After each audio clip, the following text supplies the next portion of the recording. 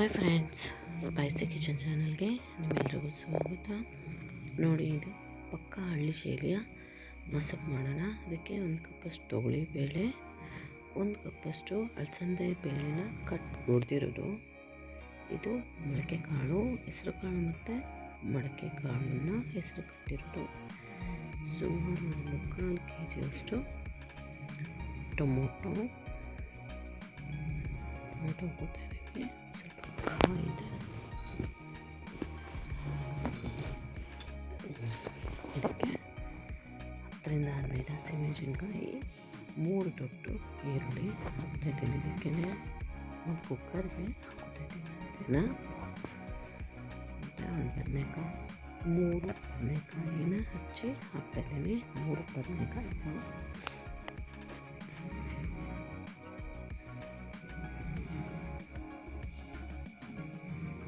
ಬೇಳೆ ಮತ್ತು ತರಕಾರಿಗಳನ್ನು ಮಿಕ್ಸ್ ಮಾಡ್ಕೊಳ್ಳೋಣ. ಚೆನ್ನಾಗಿ ಮಿಕ್ಸ್ ಮಾಡಿ ಇದಕ್ಕೆ ನೀರು ಹಾಕೊಳ್ಳೋಣ. ಸುಮಾರು 1.5 ಲೀಟ್ರಷ್ಟು ನೀರು ಹಾಕೋಣ. ಇದಕ್ಕೆ 1 ಸ್ಪೂನಷ್ಟು ಅರಿಶಿನ ಪುಡಿ, ನೀರು ಬೇಯಲಿಕ್ಕೆ ಬೇಕಾಗುವಷ್ಟಂತೂ ನೀರು ಹಾಕ್ಕೊಳ್ಳೋಣ. ಕುಕ್ಕರ್ಗೆ 1.5 ಸ್ಪೂನಷ್ಟು ಜೀರಿಗೆ ಹಾಕೋಣ. 2 ಸ್ಪೂನಷ್ಟು ಉಪ್ಪು ಹಾಕೋಣ. 1 ನಿಂಬೆಹಣ್ಣು ಗಾತ್ರದ ಹುಣಸೆಹಣ್ಣು, ಇಷ್ಟನ್ನು ಹಾಕಿ ಕುಕ್ಕರ್ ಲಿಡ್ ಕ್ಲೋಸ್ ಮಾಡಿ 1 ವಿಸಿಲ್ ಬರ್ಸ್ಕೊಂಡ್ರೆ ಸಾಕು. ಇದು ಎಲ್ಲ ಬೇಗ ಬೆಂದ್ಬಿಡುತ್ತೆ. ನೋಡಿ, 1 ವಿಸಿಲ್ ಬೆಂತು. ಇದು ಬೆಂದಿದೆ. ಇದು ಎಲ್ಲ ಥರ ಮಿಕ್ಸು. ಹಳ್ಳಿಗಳ ಕಡೆ ಅಲ್ಲೇ ಹೊಲದಲ್ಲಿ ಸಿಗುವಂಥ ಸೊಪ್ಪು ಅದು. ಅದನ್ನೆಲ್ಲ ಚೆನ್ನಾಗಿ ತೊಳೆದು ಕಟ್ ಮಾಡಿಟ್ಕೊಂಡಿದ್ದೀನಿ. ಬೇಳೆ, ನಾವು ಹಾಕಿರೋ ತರಕಾರಿ ಚೆನ್ನಾಗಿ ಬೆಂದಿದೆ. ಒಂದ್ಸರಿ ಚೆಕ್ ಮಾಡಿಕೊಂಡು ಈಗ ಒಗ್ಗರಣೆಗೆ ಇಟ್ಕೊಳ್ಳೋಣ. ಒಗ್ಗರಣೆಗೆ ಸ್ವಲ್ಪ ಆಯಿಲ್ ಹಾಕ್ಕೊಂಡು ಸಾಸಿವೆ, ಜೀರಿಗೆ, ಕಡಲೆಬೇಳೆ, ಉದ್ದಿನಬೇಳೆ ಇಷ್ಟು 1 ಸ್ಪೂನ್ ತೊಗೊಂಡಿದ್ದೀನಿ. ಎಲ್ಲನೂ ಮಿಕ್ಸ್ ಮಾಡಿ ಒಗ್ಗರಣೆಗೆ ಹಾಕ್ತಾಯಿದ್ದೀನಿ. ಇದು ಚೆನ್ನಾಗಿ ಕೆಂಪಾಗಲಿ, ಸಾಸಿವೆ ಸಿಡಿಲಿ, ಅಲ್ಲಿವರೆಗೂ ಫ್ರೈ ಮಾಡ್ಕೊಳ್ಳೋಣ. ಇದನ್ನು ಫ್ರೈ ಆದಮೇಲೆ ಇದಕ್ಕೆ ಬೇಕಾಗಿರೋದು 1 ದೊಡ್ಡ ಈರುಳ್ಳಿನ ಚಿಕ್ಕದಾಗಿ ಕಟ್ ಮಾಡ್ಕೊಂಡಿದ್ದೀನಿ. ಅದನ್ನು ಹಾಕ್ತಾಯಿದ್ದೀನಿ. ಇದಕ್ಕೆ ಈರುಳ್ಳಿ ಹಾಕಾದ್ಮೇಲೆ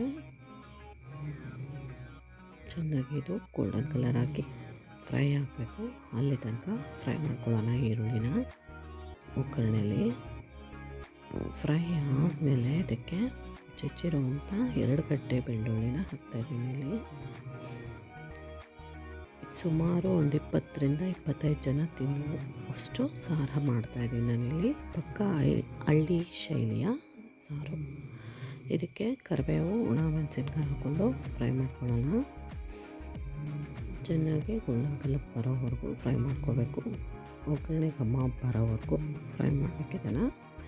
ಇದಾದಮೇಲೆ ನೋಡಿ, ಹಳ್ಳಿ ಕಡೆ ಸಿಗುವಂಥ ಅಡವಿ ಸೊಪ್ಪು, ಆ ಸೊಪ್ಪನ್ನೆಲ್ಲ ಹಾಕ್ಕೊಂಡು ಒಗ್ಗರಣೆಲೆ ಫ್ರೈ ಮಾಡ್ಕೊಳ್ಳೋಣ. ಇದು ಇಲ್ಲ ಅಂದರೆ ನೀವು ಮೆಂತೆ, ಪಾಲಕ್ಕು ಯಾವ ಸೊಪ್ಪಾದರೂ ಹಾಕ್ಕೊಡ್ತು. ಎಲ್ಲ ಸೊಪ್ಪನ್ನು ಹಾಕಿ ಮಿಕ್ಸ್ ಮಾಡ್ಕೊಳ್ಳೋಣ. ಒಗ್ಗರಣೆಲೆ ಫ್ರೈ ಮಾಡ್ಕೊಳ್ಳೋಣ 1-2 ಸೆಕೆಂಡು. ಮುಚ್ಚಿ 1-2 ಸೆಕೆಂಡ್ ಫ್ರೈ ಆದಮೇಲೆ ಇದಕ್ಕೆ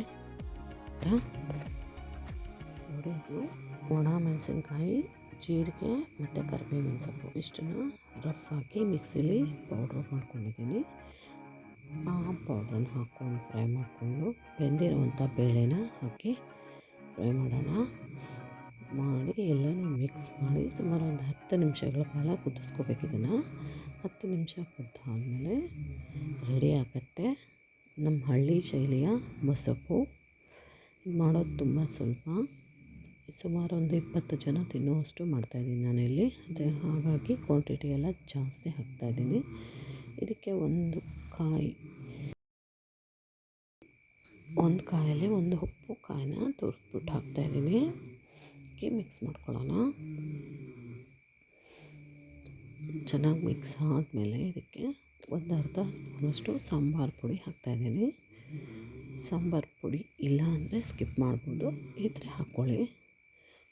ಇದನ್ನು ಸಪ್ರೇಟ್ ಮಾಡ್ಕೋಬೇಕು. ನೀರು ತಗೊಂಡು ಮಸಪ್ಪನ್ನ ಮಸ್ಕೋಬೇಕು ನೀಟಾಗಿ. ಮಸ್ತು ರೆಡಿ ಮಾಡಿದ್ರೆ ರೆಡಿ ಆಯಿತು ಮೊಸಪ್ಪು. ಈ ಥರ ಮ್ಯಾಶರಲ್ಲಿ ಚೆನ್ನಾಗಿ ಮ್ಯಾಶ್ ಮಾಡ್ಕೋಬೇಕು. ಇದನ್ನು ತಿಳಿ ಸಾರು ತೆಕ್ಕೊಂಡು ಗಟ್ಟಿ ಇರುವಂಥ ತರಕಾರಿ ಸೊಪ್ಪನ್ನು ಮ್ಯಾಶ್ ಮಾಡಿಕೊಂಡ್ರೆ ರೆಡಿ ಆಗುತ್ತೆ. ಬಿಸಿ ಬಿಸಿಯಾದ ಮೊಸಪ್ಪು. ಸುಮಾರು ಇದು 15ರಿಂದ 20 ಜನಗಳು ತಿನ್ನುವಷ್ಟು ಕ್ವಾಂಟಿಟಿಯಲ್ಲಿ ಮಾಡಿದ್ದೀನಿ ನಾನು. ಸೇಮ್ ಇದೇ ಕ್ವಾಂಟಿಟಿಲಿ ಹಾಕಿ ಮಾಡಿದ್ರೆ ನೀವು ಯಾವುದಾದ್ರೂ ಫಂಕ್ಷನ್ಸಲ್ಲಿ ಮನೇಲಿ ಯಾರಾದರೂ ಗೆಸ್ಟ್ ಬಂದಾಗ ಈ ಥರ ಮಾಡ್ಕೋಬೋದು. ಟೇಸ್ಟ್ ಮಾತ್ರ ಸೂಪರಾಗಿರುತ್ತೆ. ಹಳ್ಳಿ ಶೈಲಿಲಿ ಮಾಡಿರುವಂಥ ಮೊಸಪ್ಪು. Thank you.